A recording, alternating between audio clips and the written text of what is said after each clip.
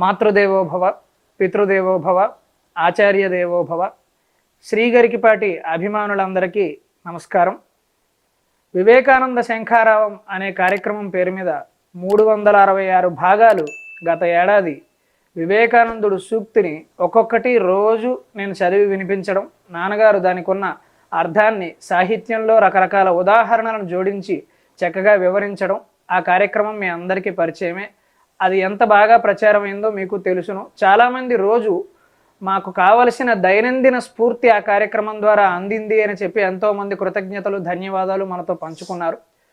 అయితే నాన్నగారి ప్రసంగాలను వినే క్రమంలో చాలామంది భక్తులకు, అభిమానులకు ఎన్నో సందేహాలు వస్తూ ఉన్నాయి. ఆ సందేహాలను నివృత్తి చేయమని వేదిక దగ్గరే చాలాసార్లు అడుగుతూ ఉంటారు. కానీ అన్ని సందర్భాలలోనూ అందుకు అవకాశం ఉండకపోవచ్చు.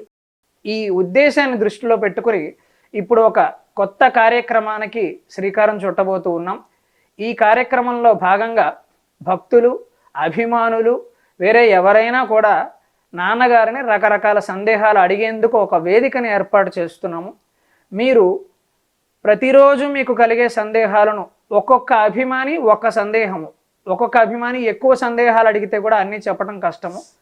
ఒక్కొక్కరు ఒక్కొక్క సందేహాన్ని letters.srigarikipati@gmail.com అనే ఈమెయిల్కి మీ పేరు, వృత్తి, ఇతర వివరాలను జోడించి మీరు పంపగలిగినట్లయితే, మీ ప్రాంతము ఇటువంటి వివరాలు జోడించి పంపగలిగినట్లయితే వాటిలో ఎంపిక చేసిన వాటిని నాన్నగారికి మనం ప్రశ్నలు అడగటం, వారు దానికి సమాధానాలు ఇవ్వటం జరుగుతుంది.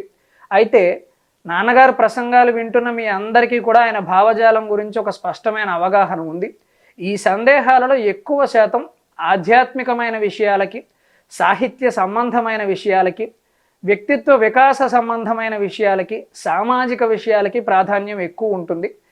ఈ రకమైన ప్రశ్నలు అడిగితే వాటిని ఎంపిక చేసేందుకు అవకాశం ఉంటుంది. అయితే అభిమానులందరూ ఒక ముఖ్యమైన విషయాన్ని కూడా గమనించాలి. వేల సంఖ్యలో ప్రశ్నలు వస్తూ ఉన్నప్పుడు ప్రతి ప్రశ్నని అడగడం కష్టం అవుతుంది. అందుకని కొన్నింటిని ఎంపిక చేస్తాం. ఒకవేళ ఇంతకు ముందే వచ్చిన ప్రశ్న లాంటిదే మళ్ళీ వస్తే గనక దాన్ని మళ్ళీ పునరావృతం చేయటం కంటే కొత్త సందేహాన్ని నివృత్తి చేసేందుకు ప్రయత్నం చేస్తూ ఉంటాము. అందుకని అడిగిన సందేహాలే మళ్ళీ మళ్ళీ అడగకుండా ఈ కార్యక్రమాన్ని మీరు అనుసరిస్తూ ఉంటే చాలా వరకు మీకున్న సందేహాలు తొలగిపోయే అవకాశం ఉంటుంది. అందుకని నివృత్తి మళ్ళీ చేసేటప్పుడు పునరావృతం కాకుండా కొత్త కొత్త సందేహాలను మీరు అడుగుతూ ఉంటే వాటిలోంచి కొన్నింటిని ఎంపిక చేసి ఒక్కొక్క అభిమానికి ఒక్కొక్కటి చెప్పున నేను నాన్నగారిని అడుగుతూ ఉంటాను. అవి మీ పేరు, ఊరు, వృత్తితో పాటుగా చక్కగా ప్రసారం అవుతాయి. మీరు నచ్చిన వాళ్ళందరితోనూ పంచుకోవచ్చు. ఈ సందేహం ఉన్న వాళ్ళందరికీ నివృత్తి అవుతుంది. అయితే ఈ కార్యక్రమాన్ని సంకల్పించినప్పుడు దీనికి ఎటువంటి పేరు పెడితే బాగుంటుంది అనేది నాన్నగారిని అడిగాను నేను. క్రితంసారి కూడా వివేకానంద శంఖారావం అనే కార్యక్రమం అద్భుతంగా నాన్నగారి పేరు పెట్టారు దానికి.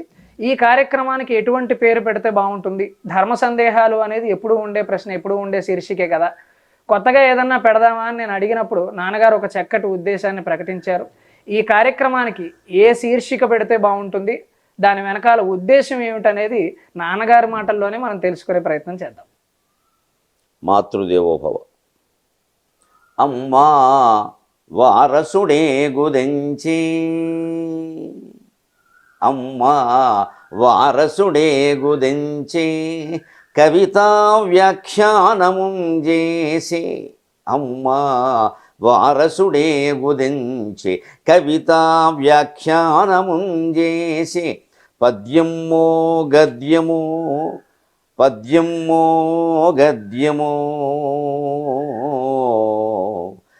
పద్యమో గద్యమో హృద్యమో సరసమో ధైర్యంబుగా చెప్పే, పద్యమో గద్యమో హృద్యమో సరసమో ధైర్యముగా చెప్పే, తథ్యమౌ బుద్ధినో సంగి తథ్యమౌ బుద్ధినో సంగి మన్మని మనోధామంబునన్నిల్చి, తథ్యమౌ బుద్ధినో సంగి మన్మని మనోధామంబునన్నిల్చి, దివ్యమౌ బుద్ధినో సంగి బ్రోవుమిక దివ్యమౌ దీవెనలిచ్చి బ్రోవుమిక, దివ్యమౌ దీవెనలిచ్చి బ్రోవుమిక, నా కాయాసముల్లేనటుల్ దివ్యమ్మౌ దీవెనలిచ్చి బ్రోవుమిక నాకాయాసముల్ లేనటుల్. మా అమ్మగారు నేను ఈ వరం అడిగినందుకు ఆవిడ 7-8 ఏళ్ల క్రితమే నాకు ఆ వరం ఇచ్చింది. అందుకని ఇప్పుడు నాకు ఆయాసాలు తగ్గాయి. నీరసం ఎప్పుడూ లేదు కానీ ఆయాసం ఉంటుంది కదా, అది తగ్గింది. అందుకని ఆవిడకు ముందుగా ఆ మహాసాధ్వికి నమస్కారం చేస్తూ అందరినీ వారి వారి తల్లిదండ్రులని మనస్సులో తలుచుకొని నమస్కరించమని కోరుతున్నాం.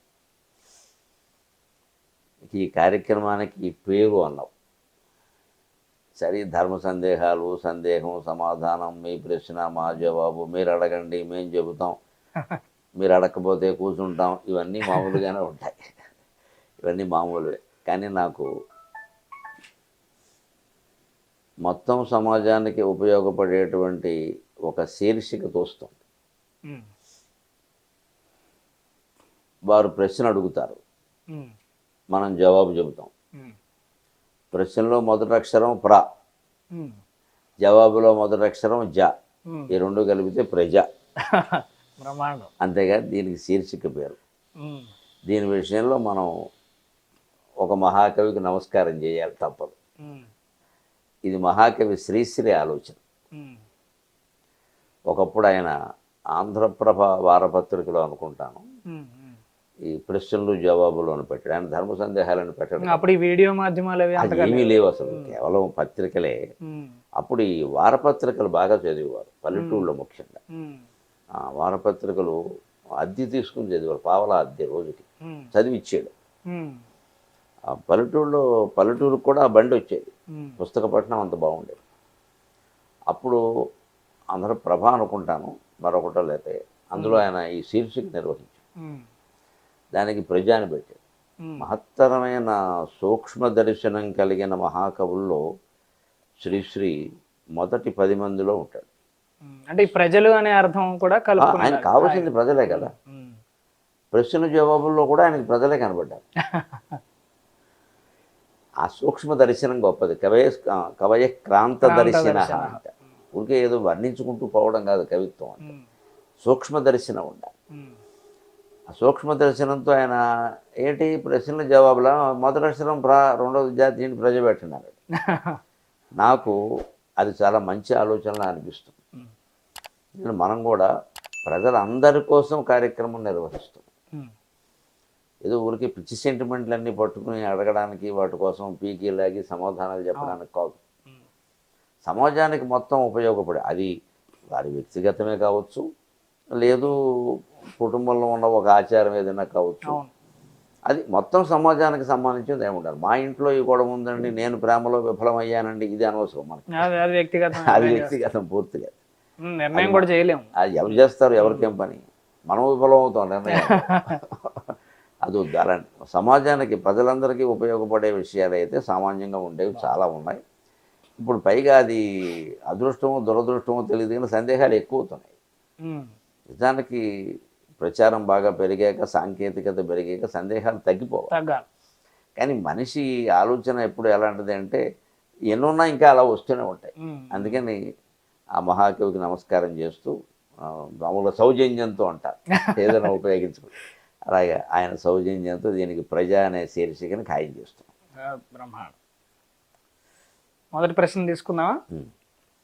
జర్మనీ నుంచి సాయి అని పిహెచ్డి ఏరోనాటికల్ ఇంజనీరింగ్ విద్యార్థి ప్రశ్న అడుగుతున్నాడు. గురువు గారికి నమస్కారం. చదవడానికి చాలా అంశాలు ఉన్నప్పుడు ఒత్తిడిని తట్టుకొని ఎలా చదవాలి? మీరైతే ఎలా సాధన చేస్తారు? అందుకోసం ఒక ప్రణాళిక వేసుకోవాలంటే ఎలా వేసుకోవాలి? వేసుకున్న ప్రణాళికను ఎలా అనుసరించాలి అని అడుగుతున్నాడు. చాలా ఉపయోగపడే ప్రశ్న ఇది. చాలామంది విద్యార్థులకి చదువులలో ఉండేటువంటి ఒత్తిడిని దూరం చేయడానికి సాయపడు. ప్రణాళికాబద్ధమైన కృషి ఎలాంటిది అంటే ఎప్పుడు పుష్పక విమానం లాంటిది. పుష్పక విమానంలో ఎంతమంది ఎక్కినా ఇంకోళ్ళకి చోటు ఉంటుందంట. అంటే ప్రణాళికాబద్ధమైన కృషి అలాంటిదంటే ఎన్ని పనులు చేసినా ఇంకో పనికి చోటు ఉంటుంది. ప్రణాళిక వేసుకోవటం వల్ల ఎందుకు ఉంటుంది? పొద్దున్న 5 గంటల నుంచి రాత్రి 10 వరకు ఓ ప్రణాళిక వేసుకున్నావు. ఈ గంట ఇది చేయాలి, అరగంట ఇది చేయాలి, ఇదేది చేయాలి. అది మామూలుగా చేసుకుంటూ పెడతావు. ఏదో అత్యవసరమైన పని వచ్చింది, ఏం చేస్తావు, అది ఇందులో పెట్టాలి. కానీ దాంట్లో అవకాశం అనేది వచ్చింది. అవును, కారు పాడైపోయింది, రిపేర్ చేయించుకోవాలి. అంతేగాని రిపేర్ నాకు అనవసరం, కారులో వెళ్ళిపోవాలని రాసుకున్నాను ఎక్కడంటే కారు లేదుగా. ముందు రిపేర్ ముఖ్యం, మరమ్మతు ముఖ్యం. అంటే ఈ ఉన్న ప్రణాళికలో ఆ అత్యవసర పనికి సమయం కేటాయించాలి. అంటే ఏం చేయాలి, ఇందులో ఏది ఇవాళ చేయకపోయినా పర్వాలేదో నిర్ణయించుకోవాలి. అది అత్యవసరం, ఇందులో ఎక్కడో ఒకటి పెట్టాలి. దాన్ని మరీ ఎంత ముఖ్యం కాదు, మరీ ఎంత ముఖ్యం కాదు, రేపు చేసినా పర్వాలేదు, లేదు రోజు చేసే పని కదా, ఒకరోజు చేయకపోయినా పర్వాలేదు అని నిర్ణయించుకుంటే అది అవుతుంది. ఈ చదువుల ఒత్తిడి ఇంత ఉన్నప్పుడు ఎప్పుడు దగ్గరలో ఉన్నది ఏది ముఖ్యం, దానికి ఎంత సమయం కేటాయించాలి. మొత్తం మీద రోజు ఈ విద్యార్థులు ఐఐటి సహా ఎవరైనా సరే ప్రతి సబ్జెక్టుకి కొంత కేటాయించాలి. వారం రోజులు సైన్స్ చదువుదాం, వారం రోజులు లెక్కలు చదువుదాం, వారం రోజులు ఇంగ్లీష్ చదువుదాం కుదరదు. ఈ వారంలో 2 మర్చిపోతాడు. ఎప్పుడు జ్ఞాపక శక్తిలో ఒక ప్రత్యేకత ఏమిటి అంటే తరచు ఏది పునరావృత్తి అవుతుందో అది గుర్తుంటుంది, లెక్క. అది జ్ఞాపక శక్తి మూలం ఏంటంటే మననం, రిపిటేషన్. అలాగే ఈ సబ్జెక్టులు కూడా నిన్న చదివి అరగంట సేపు అయినా పర్వాలేదు, నువ్వు చదవలేవు, అరగంట సమయం లేదు, పావు గంటే చదువు, మొత్తం మీద మానద్దు. నేనంటే ఒకసారి గుర్తు చేసుకుని మళ్ళీ చదువు. అలా ప్రణాళిక వేసుకుని గంటకో సబ్జెక్టు చొప్పున ఏదో వేసుకుంటే విద్యార్థులకి విద్య తప్పితే వేరే పనే ఉంది. ముఖ్యంగా దిక్కుమాలిన స్మార్ట్ ఫోన్ పక్కన పడేస్తే బోడు సమయం. ఈ వాట్సాప్లు, ఫేస్బుక్లు దేనికి ఇవన్నీ, అందులో వీళ్ళకి ఉపయోగపడే విషయాలు ఉంటే నేర్చుకోవచ్చు. దాని గురించి సమయం పెట్టుకో. వేరేది ఎందుకు, ఎవరో ఏదో అనడం, మనం స్పందించడం, ఎవరో ఏదో వాడు ఎక్కడికో వెళ్ళి విహారానికి వెళ్ళి ఓ బొమ్మ పెడతాడు, వాడు వావండం, వీడు బ్రేవ్ అనడం, దేనికి ఇది తీసి పారేసేసి ఓ గంట సేపు సమయం పెట్టుకొని ఇంకో సబ్జెక్టుకి ఇంకోటి పెట్టుకుని అందులో కూడా ఒకవేళ ఇవాళ ఈ సబ్జెక్టే ఇంకో అరగంట చదవాల్సి వచ్చింది అంటే అప్పుడు రెండో దాంట్లో ఏది కొంచెం ఇవాళ చదవకపోయినా పర్వాలేదు దాన్ని ఇక్కడ అరగంట కేటాయించుకుంటే సరిపోతుంది. దీనికైనా మీరు పాటిస్తున్న విధానం అన్నారు కదా, అది చెబుదాం, చాలా మందికి ఉపయోగిస్తాం. నేను 1978 జూలై 17వ తేదీ గురు పూర్ణిమ నాడు ప్రసంగాలు మొదలుపెట్టాను. ఈ మధ్య నా రహస్యాన్ని పాతాళం నుంచి బయటికి లేగాం. ఎందుకంటే నేను పాత డైరీలు ఏవో చూస్తుంటే ఎప్పుడో రాసుకున్న డైరీలో ఎప్పుడో నేను సొంత విషయాలు రాయను. ఈ రోజు బాగా జరిగింది, ఈ రోజు మేనల్లుడు వచ్చాడు, ఎప్పుడప్పుడు యమధర్మరాజు వస్తాడు, అంతవరకు ఎవడో వస్తూనే ఉంటాడు, పెద్ద విషయం కాదు. అవి రాయలేదు, ఎప్పుడు జీవితం మొత్తం మీద రాయలేదు. ఎప్పుడు నా డైరీలు ఎందుకు అంటే ఎవరైనా పెద్దవాళ్ళు చెప్పిన శ్లోకాలు, పద్యాలు, సూక్తులు లాంటివి రాసుకోవడానికి, నేను పుస్తకాల్లో చదివిన విషయాలు రాసుకోవడానికి. అలాగే నేను 78లో ఉద్యోగం ప్రారంభంలో చేరినప్పుడు నాకు 19-20 ఏళ్ళు కూడా వయసు లేదు, 19 ఏళ్ళు నిండే, అంతే 20 నడుస్తాం. అప్పుడు నేను పెదనాన్నగారు ఇచ్చిన ఓ డైరీ ఏదో పుస్తకాలు అట్టపెట్టిన కుటుంబం ప్రారంభించి అందులో జూలై 17 తేదీన గురు పూర్ణిమ నుండి 1, 2 నెంబర్లు వేసి 10 అంకెలు ఉన్నాయి, పాయింట్లు. అంటే మొదటి ప్రసంగానికి నేను తయారయ్యాను. అది నాకే ఆశ్చర్యం కలిగించింది. నేను ఇప్పుడు మీరు అధ్యాపక వృత్తిలో ఉన్నప్పుడు అంటే అప్పుడు 78, ఇదేమో 2025 తయారయ్యాను. ఆ 10 పాయింట్లు చూస్తే అవి చాలా విలువైనవి. గురు పూర్ణిమ కదా, గుశబ్ద స్వంధకారస్య అలా రాసుకున్నాను. ఇది అలా తయారైన చూస్తే ఆ రోజు నుంచి ఈ రోజు వరకు ప్రసంగాలకు తయారవుతూనే ఉన్నాను నేను. అంతేగాని నాకేదో పైనుంచి సరస్వతీదేవి ఇలా అనేస్తుంది వచ్చేస్తుంది అనుకునే అజ్ఞానులకు నమస్కారం. అలా అయితే అందరికీ ఇవ్వాలి. ఆవిడ ఎంత కష్టపడారు. ఇప్పుడు దేవుడు కృషి చేసే వాళ్ళకే ఇస్తాడు. దైవానుగ్రహానికి కూడా పురుష ప్రయత్నమే మూలం.